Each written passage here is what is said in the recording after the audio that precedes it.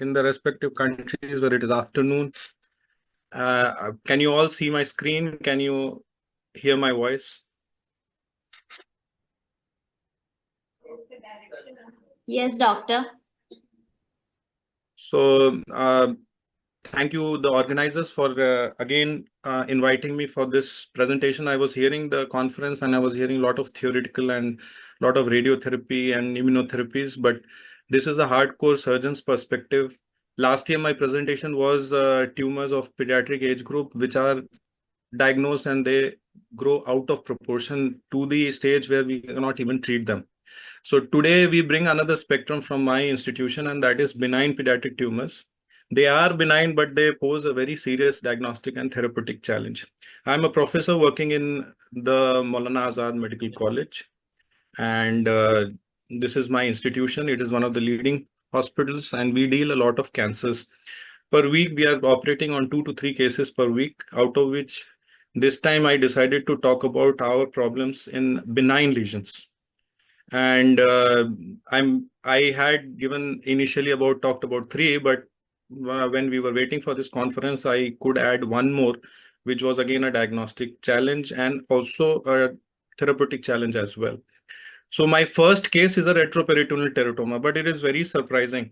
And we have the one of the best diagnostic departments, the radiology department. Though there was this 1 year, 3 month girl presented with fullness in the left flank, and it is a very usual presentation in this age group. And when the mother was asked, so it was an asymptomatic diagnosis, incidentally detected. There was no history of prior trauma and no other precipitating factors.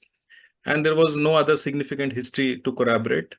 And the swelling was not increasing in size. Examination revealed a very slightly lobulated but a mass which was present on the left side. And we did the sonography, which is the indicated investigation, and it very clearly, and that is why I specified that we have a very busy department of radiology, and they very confidently said it's a pelvic ureteric junction obstruction with gross hydronephrosis. So normally in a PUJ obstructions, we usually do not pursue with any further investigations. And what we want to do is a confirmation, and an LLEC scan was performed in this child. And this is the LLEC scan. If I can use my marker, then LLEC scan shows this is the left side. The left kidney is not very well visualized. And this is the left kidney over here. This is the liver uptake of the dye. The right kidney is okay. The graphs were not very bad, but somehow the excretion of the left kidney was delayed. The ultrasound findings were such, and we decided to do a dismembered pyeloplasty, which is the indicated surgery. Right? There were no roadblocks still there. So when we started performing, we did a retroperitoneal approach, extraperitoneal anterior approach, which is the usual approach. And we also identified a pelvis-like structure.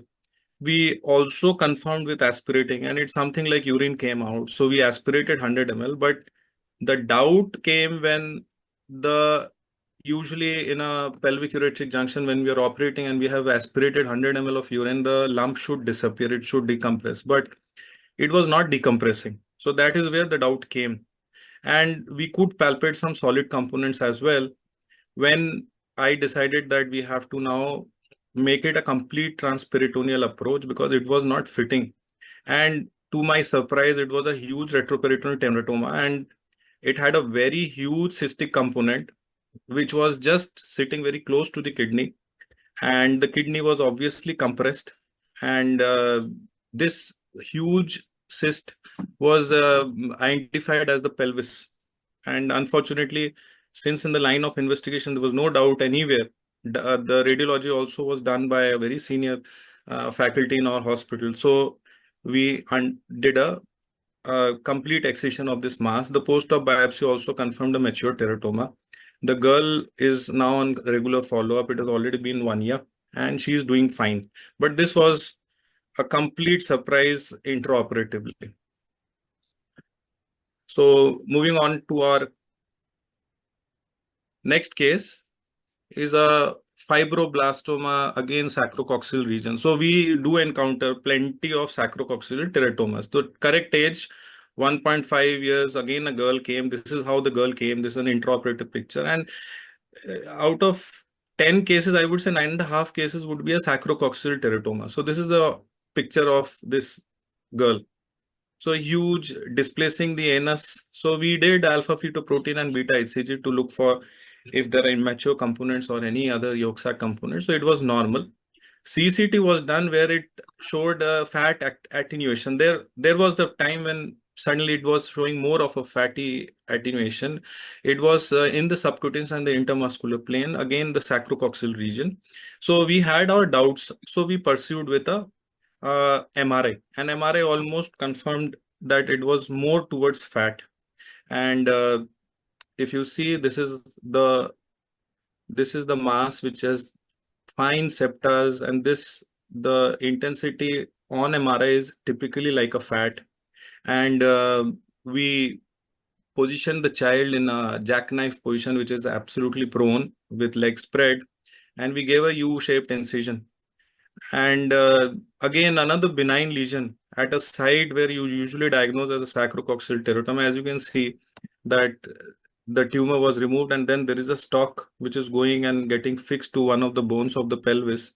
This is the whole mass, and the report came out to be a lipofibroblastoma kind of a picture. Again, a benign lump, need not have any adjuvant treatment required for this child as well. But again, we had our series of doubts and problems. This is the picture histologically, where you showed plenty of mature adipocytes and with compressed nuclei. So this is our post-op picture. We had a little bit because a large flap had to be raised. So we had some flap necrosis initially, but this is the picture about after 6 months. The child healed with a reasonably good acceptable scar. And incidentally, the child had come last week for follow-up. She looks much better because she has also gained some height and weight. So everything looks absolutely fine. So we go on to the third case, and the third case also was quite challenging. The third case was a 10-year-old boy, and this 10-year-old boy presented with bilateral lower limb swelling. And mind you, we cater to a lot of lower socioeconomic status people. They stay in remote areas, they're away from major healthcare sectors. So this boy was having problems. So we asked him repeatedly, any other problem? So he had severe constipation for many months and years, and he was living with this, and it was progressive. And plus, he also had urinary complaints, and for which he also started having incontinence at night. But he did not seek any help, and ultimately he had to come because of the bilateral severe lower limb swellings. And when we did examination, we found bilateral pedal edema with a hugely distended bladder, which was deviated on the right side, and a distended abdomen with visible peristalsis as well. So the abdomen was way too bad for this child. And we did a rectal examination as part of our routine examination of any lump in the abdomen, and we found a presacral mass. And this is the point where I always stress that rectal examination is always very, very informative. We went for a sonography. Sonography confirmed a presacral mass with bilateral hydroureteronephrosis. CCT again confirmed a presacral mass with the same finding, but this time CCT also said that the bowel was distended. If you can see, then please appreciate that this is the bladder. This is again the bladder. It is deviated toward the right side, and this is the appearance of the mass. This is the mass. It's a very, very difficult area for any surgeon. This is the mass. And we just in front of the mass, the bowel is all there. The bowel is all compressed. So this lump is present in the pelvic hollow of the sacrum, and this is causing compression to both. So this is the big mass over here, and this is the sacrum. So this is a presacral big mass. Tumor markers were again normal. Surgical treatment was done, and mind you, it was one of the very, very difficult surgeries because you do not have any new adjuvant therapy to reduce the size. It is a big lump. The position is very awkward. So we gave a midline incision. It was a hugely distended bladder and a colon. The colon was so big that we were not able to access behind the colon where the lump was actually situated. So we actually had to divide the colon to approach the rectal area. and we had to transect the sigmoid colon to access it, and we could not even remove it in one go. So we had to remove it piecemeal. And sigmoid colon was reanastomosed, but we made a note that it was hugely distant. Perhaps this child was obstructed for a very, very long time. And we decided to give a ileostomy to this child so that the bowel would come back, resume its normal size and shape, and would resume its normal peristaltic movements as well. As you can see, that I'm middle of a big fix. You can see almost a 10-year-old child having a hugely distended sigmoid colon. And we could appreciate the peristalsis of this colon. And this is where I could not even access. So I had to give the incision further lower down, midline, so that I would be able to access it. So this is how the lump, it is typically pultaceous material, which commonly happens in the dermoid cyst. As you can see, it's a big lump, very, very awkward area. And the follow-up confirmed it to be a dermoid cyst. The child has gradually recovered from bladder outlet obstruction, did not require any other treatment for urology. Ileostomy was closed after 3 months, and good for the child. The child is absolutely asymptomatic after 1 year of follow-up. The fourth case, I did not initially put it, but as I was preparing, this was the case also which was there. And I decided that why not put this case also, because it was also a big challenge for diagnosis. A 4-year-old boy came with a progressively growing mass in the right mid-abdomen for the last 2 months. And in 2 months, if you have such a hugely progressing lump, which is become in 2 months from a small to a almost like a melon sized lump. So you do have suspicion that it is not something benign. It is more like an aggressively growing malignancy. This boy had pain. It was the pain which brought this child over here. He started having bowel complaints. He had constipation every 2-3 days. He would move his bowel, but there were no urinary complaints. We did a sonography, and the sonography confirmed that uh, it looked like a retroperitoneal tumor. But however, because of the bowel next to it, they were inconclusive. CCT again confirmed it's a retroperitoneal tumor abetting the cecum. Unfortunately, I do not have the films because I just recently added it. But again, it was a retroperitoneal tumor, and rest of the organs were all normal. So again, a very important thing was we all sent tumor markers because two of the investigations had said that it is a retroperitoneal mass, and in pediatric age group, teratomas or variants are always there, and they were also normal.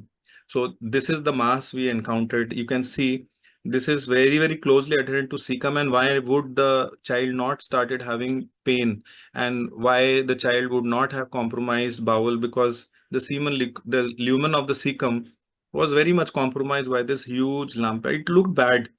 So this was the lump which is there in this is the colon and this is the cecum, and this in another month or so, the way it is growing, it would have almost taken up the whole lumen of the cecum. So we did a wide resection and with an ileo-ascending anastomosis.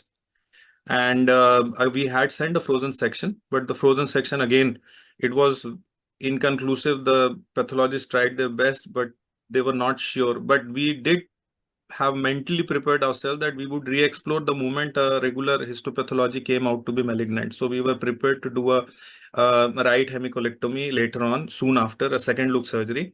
But to our surprise, the biopsy confirmed something which was not very usual. It is an inflammatory myofibroblastic tumor, IMFT. And we looked up into the literature. It is a very, very extremely rare tumor. Again, this does not require any chemo, any radiation. It's a benign lesion. And it has been 6 months now. The child has been doing perfectly fine. So from these 4 cases, and there are more to come. The pediatric benign tumors can have varied presentations, and it can be a big diagnostic dilemma and a challenge. As you have seen many times, it has shown as a Pujo obstruction, sometimes a retroperitoneal mass, which is something else. And in many cases, I would advocate doing upfront surgery, contrary to what is being shown in your radiology. And surgical excision in some may be extremely challenging. the message is very clear that sometimes 2 plus 2 may not be 4, where a surgeon has to use his surgical skills to probably have a high degree of suspicion and sometimes do an early exploration and manage. So I would be very, very happy to take up any questions if